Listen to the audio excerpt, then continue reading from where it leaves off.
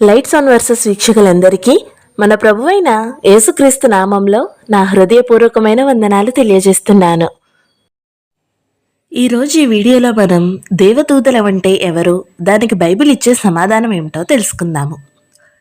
దేవదూతలంటే మనుషుల కన్నా చాలా ఎక్కువ శక్తి, సామర్థ్యం ఉన్న ప్రాణులు.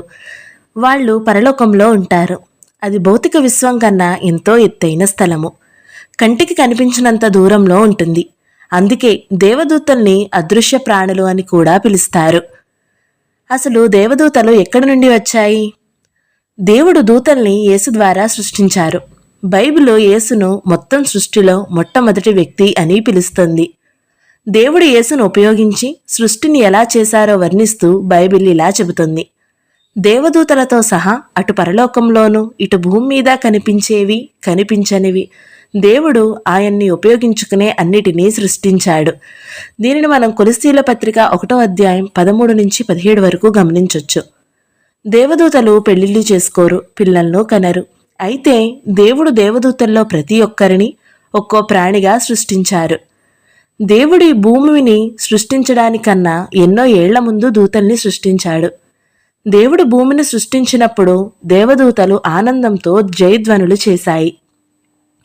అసలు ఈ దేవదూతలు ఎన్ని ఉంటాయి, వాటి సంఖ్య ఎంత అంటే ఖచ్చితంగా ఎంతమంది ఉంటారో బైబిల్ చెప్పట్లేదు, కానీ చాలామంది ఉన్నారని మాత్రం చెబుతుంది.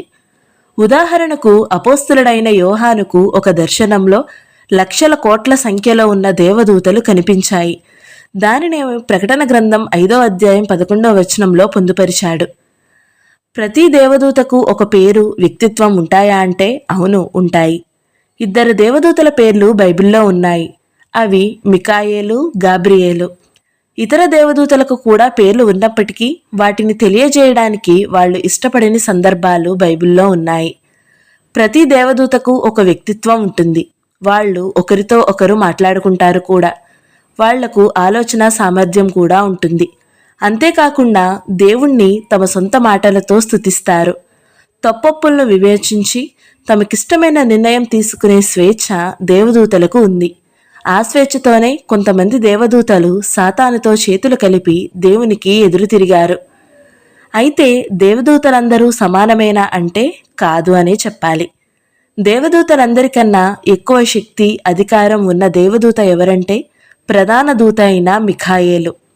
ఆ తరువాతి స్థానంలో సెరాపులు ఉంటాయి.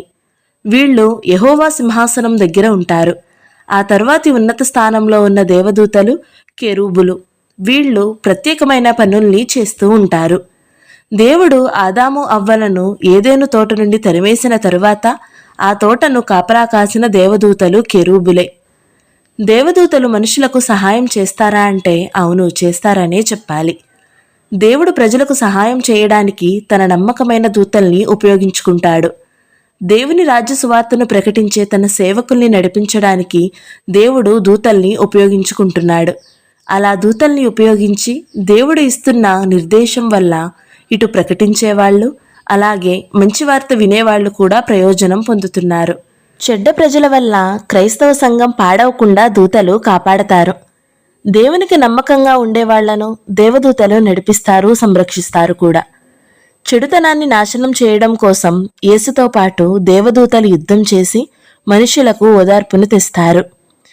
ప్రతి మనిషికి ఒక దేవదూత కాపలాగా ఉంటుందా అంటే దేవుని సేవకులకు దేవునితో ఉన్న స్నేహం పాడవకుండా దేవదూతలు కాపాడతారా అనే మాట వాస్తవమే, కానీ దాని అర్థం ప్రతి క్రైస్తవునికి ఒక్కో దేవదూత కాపలగా దేవుడు నియమిస్తాడని దాని అర్థం కాదు. దేవుని సేవకులకు ఎదురయ్యే ప్రతి కష్టం, శోధన నుండి దేవదూతలు తప్పించరు. బదులుగా వచ్చిన సమస్య నుండి బయటపడడానికి కావలసిన తెలివిని, శక్తిని ఇవ్వడం ద్వారా దేవుడు తప్పించుకునే మార్గాన్ని చూపిస్తాడని బైబిల్ చెబుతుంది. అయితే దేవదూతల గురించి కొన్ని అపోహలు కూడా ఉన్నాయి. అందులో మొదటిది దేవదూతలందరూ మంచివాళ్లేనా అనేది. నిజానికి బైబిల్ కొంతమందిని చెడ్డ దేవదూతలు, పాపం చేసిన దేవదూతలు అని పిలుస్తుంది. వాళ్ళు సాతానుతో చేతులు కలిపి దేవునిపైన తిరుగుబాటు చేసిన చెడ్డ దూతలు లేదా దెయ్యాలు అని అర్థము. తరువాత అపోహ దేవదూతలకు చావు లేదు అని. సాతానుతో సహా చెడ్డ దూతలందరూ నాశనమైపోతారని యూదా పత్రికలో ఉంటుంది. తరువాత మనుష్యులు చనిపోయాక దేవదూతలు అవుతారు అనేది ఒక అపోహ. దేవుడు దేవదూతల్ని ప్రత్యేకంగా సృష్టించాడు, అంతేగాని చనిపోయిన మనుష్యులు దేవదూతలుగా మారలేదు. చనిపోయి పరలోకానికి పునరుద్ధానం చేయబడే వాళ్లకు ఇక ఎప్పటికీ చావు ఉండదు. అది దేవుడు వాళ్ళకిచ్చే బహుమానము. వాళ్ళు దేవదూతల కన్నా పై స్థానంలో ఉంటారు. తర్వాతి అపోహ దేవదూతలు ఉన్నది మనుషులకు సహాయం చేయడానికే అనేది. అసలు నిజమేమిటంటే దేవదూతలు దేవుడిచ్చే ఆజ్ఞల్ని పాటిస్తారు, మనం ఇచ్చేవి కావు. యేసు కూడా తనకు సహాయం అవసరమైతే దేవుడినే అడగాలి గాని దూతల్ని కాదని గుర్తించాడు. తర్వాతి అపోహ సహాయం కోసం మనం దేవదూతలకు ప్రార్థన చేయొచ్చు అని. ప్రార్థన అనేది దేవునికి మనం చేసే ఆరాధనలో ఒక భాగము. ఆరాధన యెహోవా దేవునికి మాత్రమే చెందుతుంది. మనం యేసు ద్వారా దేవునికి మాత్రమే ప్రార్థన చేయాలి. కొన్ని బైబిల్ అనువాదాలు యెషయా గ్రంథం 14వ అధ్యాయం 12వ వచనంలో లూసిఫరు అనే పేరును ఉపయోగిస్తాయి. కొంతమంది ఆ పేరు అపవాది అయిన సాతానుది అని అనుకుంటారు. అయితే లూసిఫర్ అనే పేరుకు ఆదిమ హిబ్రూలో ప్రకాశించేది అని అర్థము. ఆ లేఖల సందర్భాన్ని బట్టి చూస్తే ఆ పేరు సాతానుది కాదు గాని యెహోవా నాశనం చేసిన బబులోను సామ్రాజ్యాన్ని సూచిస్తుందని చెప్పవచ్చు. నాశనం చేసిన తరువాత బబులోనును ఎగతాళి చేస్తూ ప్రకాశించేది అనే మాటను ఉపయోగించడం జరిగింది. ఒక సందర్భంలో దేవదూత పేతురును జైలు నుండి తప్పించిన వృత్తాంతం బట్టి పేతురుకు ఒక దేవదూత కాపలాగా ఉండేదని కొంతమంది అనుకుంటారు. పేతురు శిష్యుల దగ్గరికి వెళ్ళినప్పుడు పేతురుకు ప్రతినిధిగా ఉన్న ఒక దేవదూత తమ దగ్గరకు వచ్చాడని వాళ్ళు అనుకున్నారు. అందుకే వాళ్ళు వచ్చింది పేతురు కాదు, అతని దేవదూత అని అన్నారు. దేవదూతలకు పాపం చేయగల సామర్థ్యం ఉందా అంటే ఉంది అని చెప్పాలి. దేవదూతలు పాపం చేశారని దాని పర్యవసానంగా దేవుడు వారిని శిక్షించాడని వాక్యంలో మనం చూస్తాము. దీనిని బట్టి దేవదూతలను దేవుడు స్వేచ్ఛాజీవులుగా చేశారు. మంచి చెడ్డలను వారు ఎంచుకోగలరని అర్థమవుతుంది. అయితే దేవదూతలు ఒకే ఒకసారి పాపం చేసినట్లు వాక్యం తెలియజేస్తుంది. సాతాను దేవుడు సృజించిన దేవదూతలలో అతి సౌందర్యవంతుడైన వాడు. అభిషేకము నొందిన కెరూబు అని వాక్యం చెబుతుంది. తన తేజస్సును సౌందర్యాన్ని చూసుకుని గర్వించి మహోన్నతునితో నన్ను సమానునిగా చేసుకొందను అని అనుకుని పాపం చేసినప్పుడు దేవుడు ఆ పాపాన్ని బట్టి వాణ్ణి ఆకాశం నుండి పడదోశారు. సాతాను అతని దూతలు పరలోకంలో మిఖాయేలును అతని దూతలతో యుద్ధం చేశారని ప్రకటన గ్రంథంలో మనం చూస్తాము. ఆ యుద్ధంలో ఓడిపోయి పరలోకంలో వారికి ఇంక స్థలం లేక భూమి మీద పడదోయబడ్డారు. సాతాను తనతో పాటు 3వ వంతు దూతలను తన పక్షాన నిలుపుకున్నాడు. వారు కూడా శపించబడ్డారు. ఈ విధంగా సాతాను, వాడి అనుచరులు మరియు పరిశుద్ధ దేవదూతలు వేరు చేయబడ్డారు. దీని తరువాత పరలోకంలో ఉన్న ఏ దేవదూత ఎప్పుడూ పాపం చేసినట్టు వాక్యాధారాలు లేవు. సాతాను మరియు అతని దూతలు పతనం తర్వాత పరలోకంలో ఉన్న దూతలు పరిశుద్ధ దూతలను వాక్యం చెబుతుంది. వారు దేవునిని స్తుతిస్తూ దేవుని మాటను నెరవేరుస్తూ ఉంటారు. ఎందుకని సాతాను తర్వాత ఏ దేవదూత పాపం చేయలేదు అనే ప్రశ్నకు వాక్యం మనకు సమాధానమిస్తుంది. ఇప్పుడు పరలోకంలో ఉన్న దూతలను దేవుడు ఎన్నుకున్నారు. ఈ కారణాన్ని బట్టి దేవుడు వారిని కాపాడుతూ తన కృపలో భద్రపరుస్తూ వస్తున్నారు. దేవుడు తన కాపుదల పరిశుద్ధ దేవదూతల పట్ల తొలగిస్తే వారు కూడా పాపం చేస్తారేమో. అయితే దేవుడు వారిని సంరక్షిస్తున్నాడు అని మనం అర్థమవుతుంది. బైబిల్ ప్రకారము ప్రధాన దూతలు అని పిలువబడేవారు దేవదూతలలో అత్యున్నతులు అని చెప్తారు. ఎందుకంటే మిఖాయేలు గురించి మనం చూస్తే అతను సాతానుతో పోరాడాడు అని చూస్తాము. మిఖాయేలు ఒక ప్రధాన దూత అని చెప్పబడుతుంది. ప్రధానాధిపతులు ఆయన దేవదూతలు ఒకరికంటే ఎక్కువ మంది ఉన్నారు. అందుకే ప్రధానాధిపతులలో మిఖాయేలు ఒకడు. దానియేలు గ్రంథంలో ఈ మాటను మనం గమనించవచ్చు. అంత మాత్రమే కాకుండా ప్రధానాధిపతి కొందరు దూతలకు పై అధికారిగా ఉంటాడు. అందుకే మిఖాయేలును అతని దూతలను అనే మాట ప్రకటన గ్రంథంలో చెప్పబడింది. అసలు దేవదూతలు చేసే పనేంటి తెలుసుకుందాం. దేవదూతలు పరిచర్య చేస్తాయి, రాయబారం చేస్తాయి, దేవుణ్ణి ఆరాధిస్తాయి. దేవదూతలు దేవునికి లోబడతారు, ప్రభువు చెప్పినట్లు వారు చేస్తారు. రక్షణ పొందబోవు వారికి, రక్షించబడిన వారికి వారు చేసే పరిచర్య మనకి కనబడకపోవచ్చు. అయినప్పటికీ వారు మనకు పరిచర్య చేస్తున్నారు. మనలను దేవుని ఆజ్ఞలను బట్టి కాపాడుతున్నారు. ఉదాహరణకు దేవుని చిత్తాన్ని బట్టి దేవదూత పేతురును చెరసాలలో నుండి బయటకు తీసుకొచ్చిన విషయం మనకు తెలుసు. దూత ఇక్కడ పేతురుకు పరిచర్య చేసినట్లు మనం చూస్తున్నాము.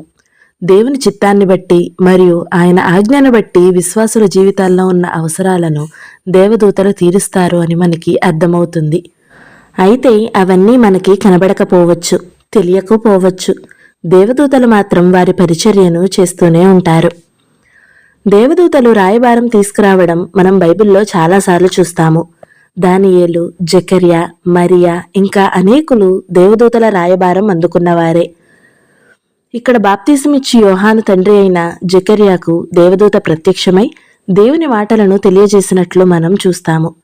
అదేవిధంగా యేసుక్రీస్తు జననం గురించి మరియకు గాబ్రియేలు దూత తెలియజేశాడు. దేవదూతలు సహాయకులు అనే మాటను మనం ఆలోచిస్తే వారు కొంతమంది విశ్వాసులకే పరిచర్య చేస్తారు, కొందరికి చెయ్యరు అని ఏమీ లేదు. అందరికీ ఏదో రకంగా దేవదూతలు పరిచర్య చేస్తారు. తర్వాతదిగా దేవదూతలు దేవుణ్ణి ఆరాధిస్తారు. హెబ్రీ గ్రంథంలో తండ్రి మాట్లాడుతూ దేవుని దూతలందరూ ఆయనకు నమస్కారం చేయవలెనని చెప్పుచున్నాడు. ప్రకటన గ్రంథంలో మనం చూస్తే దేవదూతలందరూ సింహాసనము చుట్టూ, పెద్దల చుట్టూను, ఆ 4 జీవుల చుట్టూను నిలవబడి ఉండిరి. వారు సింహాసనం ఎదుట సాష్టాంగపడి, ఆమేన్, యుగయుగముల వరకు మా దేవునికి స్తోత్రమును, మహిమయు, జ్ఞానమును, కృతజ్ఞతాస్తుతియు, ఘనతయు, శక్తియు, బలమును కలుగునుగాక అని చెప్పుచు దేవునికి నమస్కారం చేసిరి. ప్రకటన గ్రంథం 7వ అధ్యాయం 11-12 వచనంలో ఉంటుంది. దేవదూతలు చేసే పనిని కీర్తనాకారుడు చాలా చక్కగా వర్ణించాడు. యెహోవా దూతల్లారా, ఆయనకు ఆజ్ఞలకు లోబడి ఆయన వాక్యము నెరవేర్చు బలశూరులారా, ఆయనను సన్నుతించుడి. యెహోవా సైన్యములారా, ఆయన చిత్తము నెరవేర్చు ఆయన పరిచారకులారా, మీరందరూ ఆయనను సన్నుతించుడి. వాక్యంలో మనకు బయలుపరచబడిన దానికంటే ఎక్కువగా ఏ విషయం గురించి మనం తర్కించాల్సిన అవసరం లేదు. దేవుడు మనకు అవసరమైన విషయాలను తన వాక్యంలో బయలుపరిచాడు. అదేవిధంగా దేవదూతల గురించి మనకు ఎంత అవసరమో అంత వివరణ వాక్యంలో పొందుపరిచారు. దేవదూతల గురించి వాక్యంలో పొందుపరచబడిన విషయాలను గ్రహించడానికి వాక్యాన్ని ధ్యానించడంలో తప్పేమీ లేదు. అయితే వాక్యంలో దేవుడు చెప్పిన విషయాలను దేవదూతలకు ఆపాదించి మాకు దేవదూతల దర్శనం కలిగిందని, దేవదూతలు కొత్తగా వాక్యంలో లేని విషయాలను మాకు బయలుపరుస్తున్నాడని, లేదా దేవదూతలు జరగబోయే విషయాల గురించి వివరణ మాకు తెలియజేస్తున్నాడని చెప్పి జనాలను మోసం చేసేవారు అనేకులున్నారు. ఇది చాలా ప్రమాదకరము. దేవదూతలు మనకు పరిచర్య చేసేవారిగా ఉన్నారు గనక వారికి మనం ఆజ్ఞాపించాలి అని, నీకంటూ ఒక దేవదూత కాపలాగా ఇవ్వబడ్డాడని వాక్యం చెప్పని అనేక విషయాలు తమ ఊహను బట్టి కొందరు చెప్తూ ఉంటారు. అలాంటి వారితో జాగ్రత్తగా ఉండాలి. వాక్యాన్ని తెలుసుకుని వాక్యానుసారంగా నడుచుకుందాము. ఆమేన్. ఈ వీడియో కనుక మీకు నచ్చినట్లయితే లైక్ చేయండి, షేర్ చేయండి. ఇలాంటి మరిన్ని వీడియోల కోసం మన ఛానల్ని తప్పకుండా సబ్స్క్రైబ్ చేసుకోండి. Thank you so much for watching. Praise the lord.